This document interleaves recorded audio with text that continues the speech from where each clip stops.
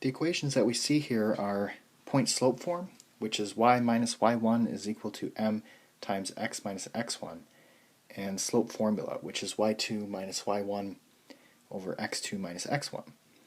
And our directions say find an equation of the line that satisfies the given conditions, and the answer should be in slope-intercept form.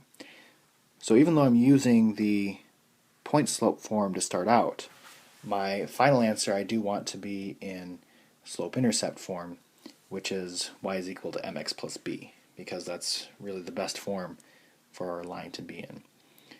So this point slope form, we almost use it as a means to an end to get it into slope-intercept form.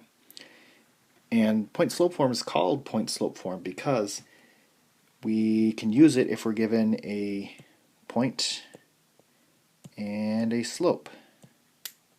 So if you label these as this is my x1 and my y1, and my slope is 5, then if I write y minus 3 is equal to 5 times x minus 2, this is now point slope form. And if I simplify this, I can simplify it into slope-intercept form, or get y by itself.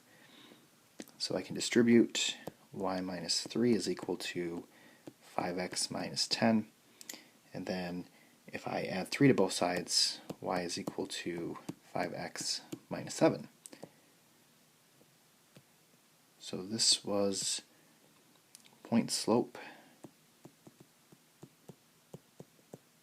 form, and our final answer was slope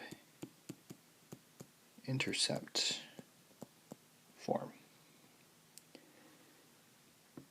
So if we look at number 8, we are not given a slope.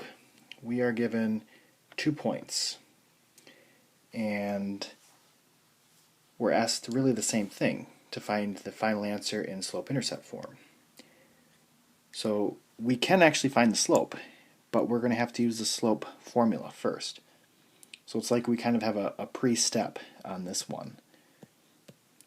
So if I label these as x1, y1, and x2, y2, then I can find my slope.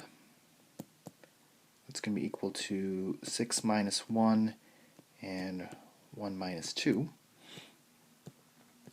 And this is over 5 over negative 1, and that's negative 5. So I've found my slope. This is not my final answer though, because I still want the equation of the line in slope-intercept form. So in order to do this, I need to pick one of these 2 points to put into the point slope form.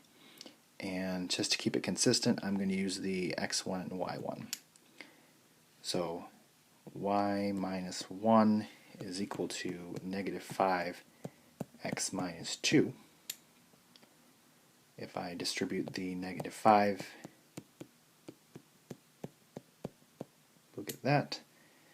And if I add 1 to both sides, then we get y is equal to negative 5x plus 11. You could have picked the 0.16 and you would have gotten the same thing too. So either way,